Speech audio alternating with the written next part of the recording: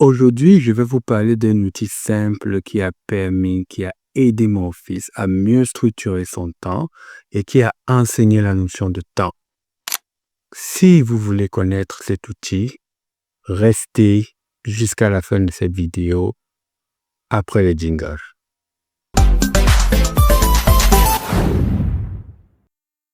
Bonjour, bonsoir, ça dépend de l'endroit à laquelle vous suivez cette vidéo. Moi, c'est Francesco Tuani Kameni. Je suis père de 2 enfants exceptionnels. Ici, on parle de l'éducation des enfants à la maison. On parle des différents outils éducatifs qui pourra permettre à mieux prendre en charge nos enfants à la maison, à mieux les occuper. Donc aujourd'hui, je vais vous parler d'un outil simple, c'est un outil pédagogique qui a permis à ce que mon enfant puisse comprendre la notion de temps. Dans les récentes vidéos, je vous ai expliqué que je travaille depuis 9 ans avec les éducatrices spécialisées sur les jeunes enfants qui ont des défis particuliers. Et durant les périodes de travail, c'est un outil qu'on utilise souvent pour mieux structurer le temps des enfants, surtout quand il faut passer d'une activité à l'autre. Donc, cet outil a été une source d'inspiration à mon lieu de travail. C'est un outil qu'ils utilisent beaucoup là-bas pour pouvoir aider les enfants à mieux comprendre le temps, à mieux comprendre les transitions. Et c'était donc une source d'inspiration pour moi de l'utiliser. Il faut comprendre aussi que les enfants ont une notion abstraite du temps. Avant l'âge de 7 ans, les enfants n'ont pas une compréhension facile de la notion du temps comparée aux adultes. Donc, ils auront du mal à mieux comprendre la notion de temps si ce n'est pas chiffré, si ce n'est pas visuel. Pourquoi? Parce que les enfants, au bas âge, ne savent pas encore bien lire ni écrire et ils sont plus visuels. Donc, l'outil de timer permet à l'enfant de visualiser facilement ce qu'on dit oralement pour que l'enfant puisse assimiler cette information et mieux comprendre les instructions que l'adulte va lui dire. Donc, dans cette compréhension, je me suis dit que c'était un outil que je pouvais utiliser à la maison avec mon épouse pour pouvoir mieux gérer la notion du temps. Avant de vous expliquer comment fonctionne le timer, parce que je vais vous présenter à peu près 2 différents types de timers qui pourraient adapter en fonction de l'âge de l'enfant, je vais vous dire pourquoi le timer est important pour les enfants. Premièrement, le timer permet de gérer facilement le temps de l'enfant, activité. Ça permet vraiment de structurer les différentes activités et structurer les plans de l'enfant, le plan de la journée de l'enfant. L'autre point positif du timer, c'est l'autonomie. Je vous explique pourquoi. Lorsque vous voulez une autonomie de l'enfant, vous pouvez l'apprendre à gérer lui-même son temps, ses activités lorsqu'il va travailler, lorsqu'il pourra voir la télé, lorsqu'il pourra jouer dehors. Vous avez juste à lui donner les instructions. Elle lui dit, OK, tu vas jouer. Ici, tu prends ton timer. On va régler le temps. Lorsque ça finit, toi-même, tu vas faire tes devoirs. Lorsque ça finit, tu reviens. Tu me donnes le timer. Ça, c'est quelque chose que j'ai utilisé. Nous avons utilisé à la maison. Et ça nous a facilité la tâche. Maintenant, on est capable de juste donner les instructions et mettre le temps. Et c'est tout par rapport à ça. Un autre point important, ça permet de faciliter, de diminuer, on va dire, les tensions entre les enfants. Vous savez bien que souvent, lors des rencontres entre enfants, les enfants aiment souvent jouer avec les mêmes jouets. Ils vont se discuter les jouets parce qu'ils ont les mêmes intérêts. Comment vous faites pour trancher cela? Vous n'allez pas récupérer le jouet et dire « Oh, ne jouez plus aux jouets avec ces jouets. » Non. Ce que vous pouvez faire, c'est utiliser le timer. Donc, vous départagez le temps de jeu entre les deux enfants. Donc, un enfant finit, lorsque ça sonne, l'autre passe à l'autre, ainsi de suite. Et là, les enfants sont tous deux satisfaits et il n'y aura plus de problème par rapport à ça. Et maintenant, comment utiliser un timer de façon efficace? Avant de montrer comment utiliser efficacement, je vais vous montrer à peu près 2 types de timers que j'ai préparés pour vous. Premièrement, vous avez un timer ici qui est réglé à 20 minutes. Et lorsque vous allez tourner, vous allez vous rendre compte que ce timer a différentes couleurs. Vous voyez ici, de là, vous avez la couleur rouge, orange, jusqu'au vert. Lorsqu'on est au vert,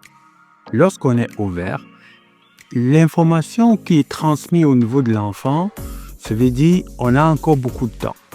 Et plus la couleur se dégrade vers le rouge, ça veut dire que le temps est en train de finir et ça pourra jouer sur la psychologie de l'enfant.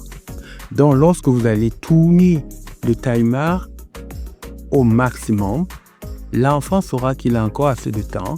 Et si l'enfant essaye de, on va dire, niaiser, comme on dit au Québec, et il voit que le temps est en train de terminer, oh, il voit ici qu'il y a le rouge, directement, il a peur et il va se dépêcher, il va essayer de faire, et lorsque ça va finir, ça va sonner. Ça va sonner, comme vous entendez là.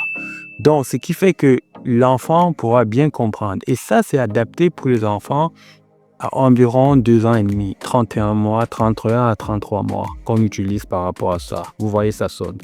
Donc, ici, il y a un deuxième type de timer, plus focalisé pour les personnes qui sont, les enfants qui sont un peu plus grands. Là, vous voyez ici, il n'y a que le rouge dans le timer. Donc là, la progression du temps diminue les différentes portions de couleur rouge. Et lorsqu'on arrive à ce niveau, ça sonne. Donc ici, sur ce type de timer, il n'y a qu'une seule couleur. Donc l'enfant pourra voir la progression de la diminution de la couleur, mais ce n'est pas forcément une notion avec différentes couleurs dégradées, parce que l'enfant pourra reconnaître justement la petite portion de temps écoulé pour savoir que le temps est fini. Pour utiliser efficacement le timer avec un enfant, je vais vous résumer quelques points que moi j'ai utilisés, que j'ai appliqués et qui ont fonctionné. Le premier point, c'est qu'il faut choisir le bon timer qui est adapté à l'âge de l'enfant. Comme je vous ai dit, on respecte le visuel, on respecte le signe sonore et on prend un timer numérique. Le deuxième point, c'est que il faut adapter la durée de temps pour l'enfant. Lorsque un enfant est tout petit, il faut prendre des timers qui ont des temps plus courts que des timers qui ont des temps plus grands pour des personnes, pour les enfants qui sont un peu plus grands. Pourquoi? Parce que les enfants ont tendance à se distraire rapidement.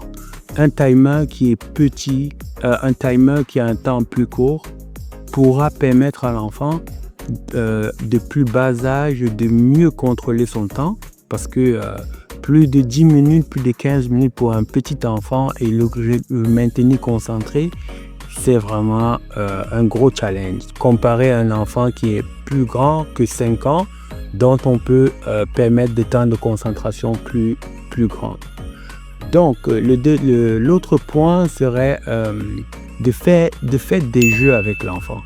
Lorsque vous lui dites, OK, tu vas ranger ton lit, ta chambre pendant 20 minutes, je mets le timer et quand ça sonne, tu viens, on va prendre la glace. Vous voyez? Lorsque vous le faites, l'enfant va comprendre que, OK, je vais aller travailler et si ça sonne, je vais aller prendre la glace. Donc, vous avez introduit une source de motivation et là, vous pouvez utiliser le timer sans problème. Lorsque vous voulez aussi structurer les routines des enfants, les apprendre à mieux comprendre chaque étape et à mieux respecter le temps des différentes étapes, vous pouvez utiliser ce timer, pour mieux enseigner la notion de temps et structurer l'activité de l'enfant. Le deuxième point, c'est qu'il faut être cohérent. Donc, lorsqu'on va dire 5 minutes, il faut respecter les 5 minutes. Vous n'allez pas diminuer le temps, vous n'allez pas appeler l'enfant avant que le timer ne sonne, parce que si vous le faites, l'enfant ne comprendra pas c'est quoi la notion du temps que vous voulez enseigner. Tout ceci pourra permettre vraiment à l'enfant de mieux comprendre vos instructions afin que la cohabitation soit vraiment fluide. Et les erreurs à ne pas faire, c'est utiliser le timer pour punir l'enfant. Il ne faudrait pas utiliser le timer à chaque fois pour punir l'enfant parce que le timer est utilisé comme un outil, mais pas comme un objet de punition. Je vous prends un exemple. Si à chaque fois, vous essayez de punir l'enfant en utilisant le timer, selon moi, l'enfant pourra comprendre que le timer, c'est un mauvais outil, c'est un outil de punition. Et comme cela, lorsque vous allez vouloir l'utiliser pour plus tard, il n'aura plus envie de s'intéresser à ce timer parce que l'information qu'il recevra, c'est comme si c'est la punition qui va arriver.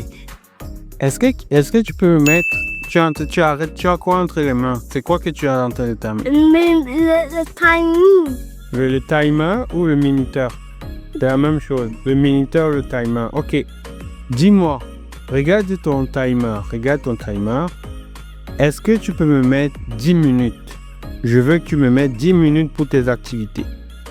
Est-ce que tu peux me montrer? 10 minutes. Montre 10 minutes. Regarde bien, tu mets 10 minutes. Correctement. Ok, tu me montres? Waouh, tu m'as mis 10 minutes. Ça, c'est bien. Est-ce que tu peux me mettre 5 minutes?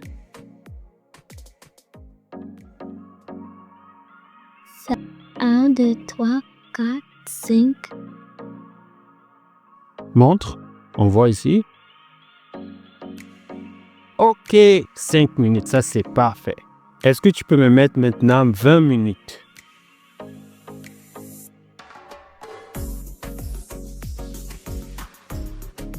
Tu me montres?